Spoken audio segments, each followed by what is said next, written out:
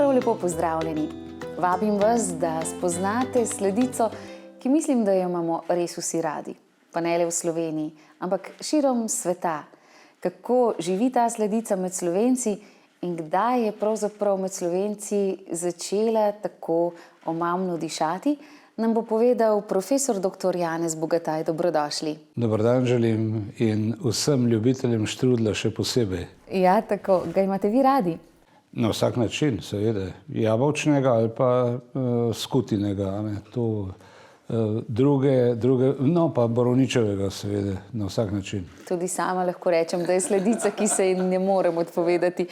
Profesor dr. Janez Bogataj, že ime pove, od kod izvira, kako je ta sladica k nam prišla, pa vas kar prosim, da...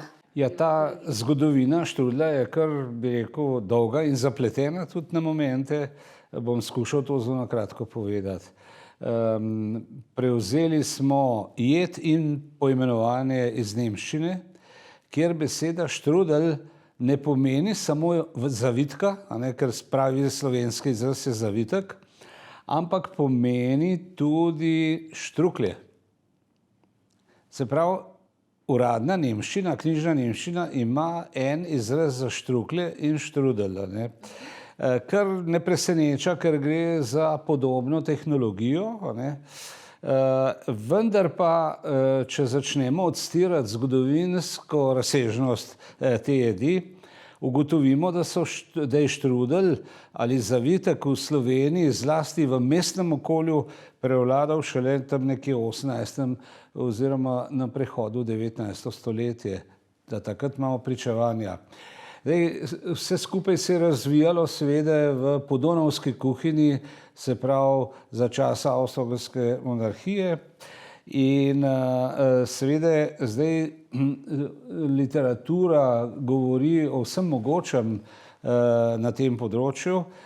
Zelo pogosto se omenjajo Turki, ki so pač zavzemali Evropo, prišli do vrat Dunaja, tako rekoč, in naj bi Turki to tehnologijo vlečenega testa posredovali, bi rekel, v srednji Evropi, se pravi v tej podonavski kuhinji.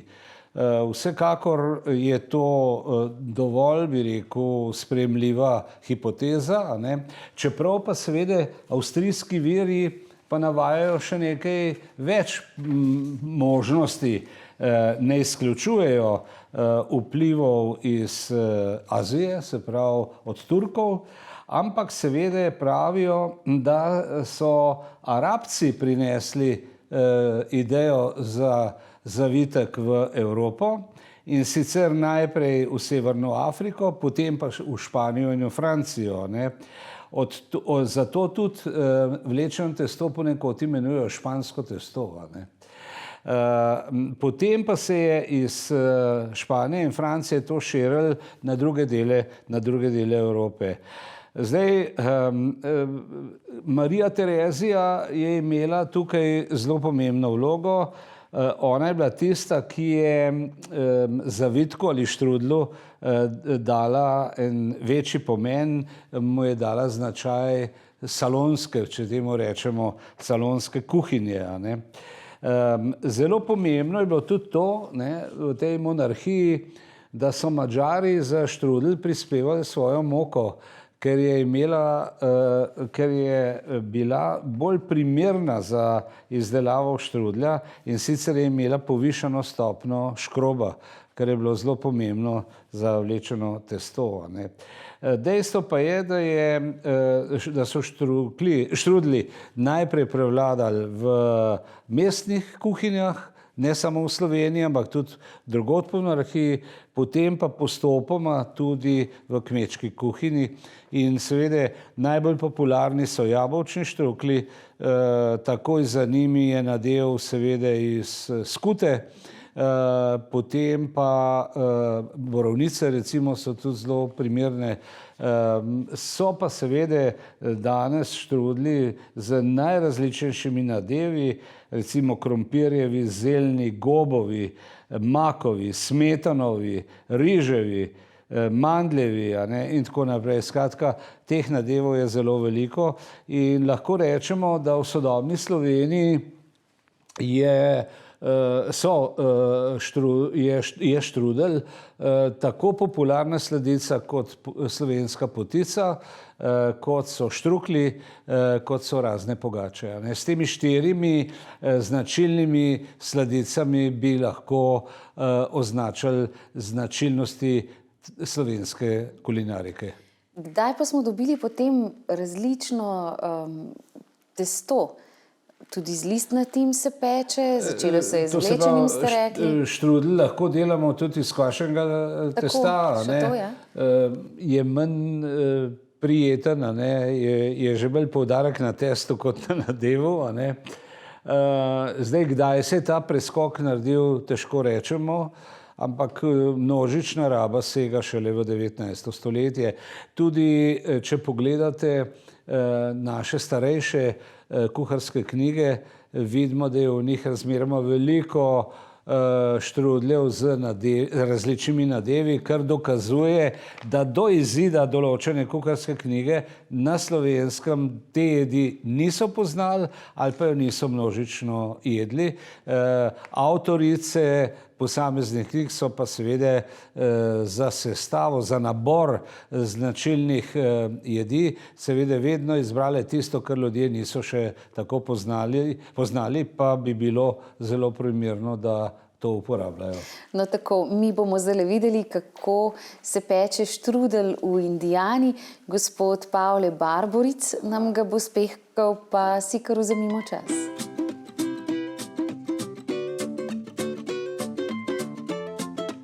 My days spent making strudel probably started in the early 1990s. At that time, my mom was one of the last people to be still making the strudel. I had previously a lot of people in my world that oftentimes made it, my aunts especially, and neighbors, and they had all either gotten so much older or passed along, and we didn't really have a lot of strudel makers in the 90s. My mom was one of the youngest in the group, and she continued to make strudel, and I thought if I wanted to continue to have strudel in my life, I would learn how to make it. So we would typically make, a lot of strudels in the fall. The apples are bountiful at that time of year, and good news is most of the people in my family had freezers, so we would make, especially my mom and myself, we would make a lot of strudels and freeze them for future use. One of the good things about a strudel is it freezes quite nicely, and you can make it up any time you have an hour or so to cook it. And so it became a wonderful fall activity that kept us busy for a long time. My mom demonstrated to me how she always made strudel, and I watched my elderly aunts make it from time to time, but nobody really instructed me like my mom had. And so this is her recipe, the one I use today, and there's really no room for change or improvement.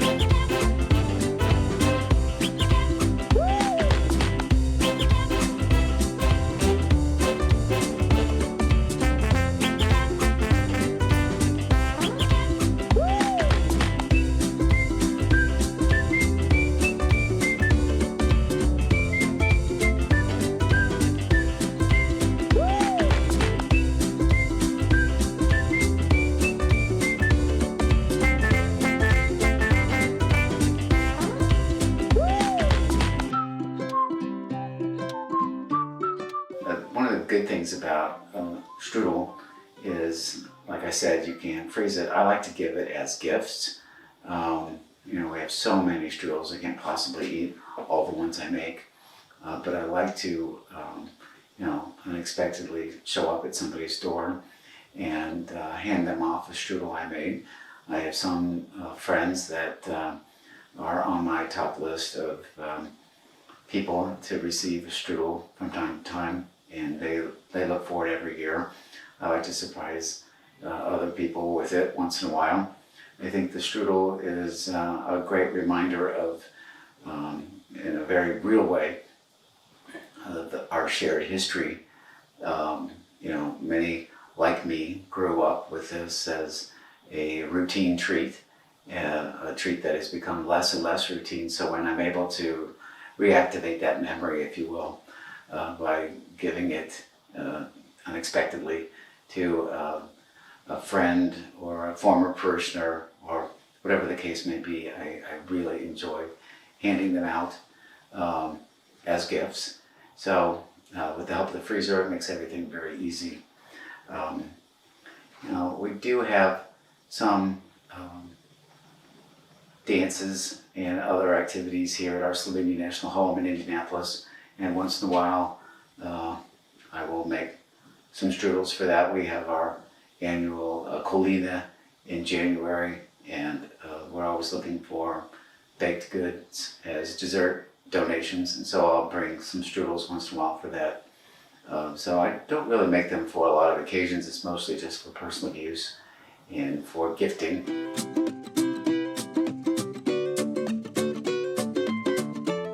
You know, I think when you're eating something, especially a treat that you really enjoyed as a child, it's a very profound experience.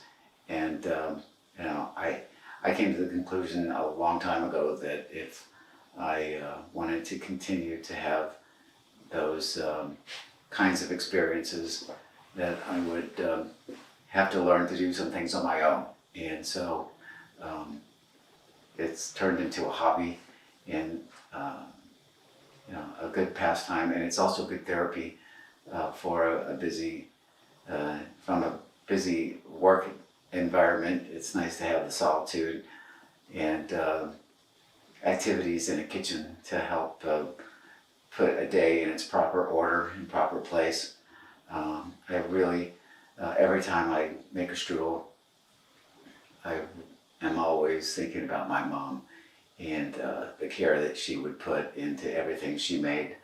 But watching her in her environment, you know, she was quite proficient. My dad would clean all the apples and she would get busy, and they would spend, you know, days on end making strudel when the apples were bountiful. So yeah, she was a great inspiration, and I think of her all the time when I'm putting a new strudel together. So I hope this video was helpful. I've had some days where I've had better luck than others. I feel like a really warm kitchen is always quite essential with your success. So hopefully you'll have a nice warm day in your kitchen to try it if this is your first time trying to make a strudel. Thank you for your time. Greetings from Indianapolis, and good luck with all of your strudels in the future. Thank you.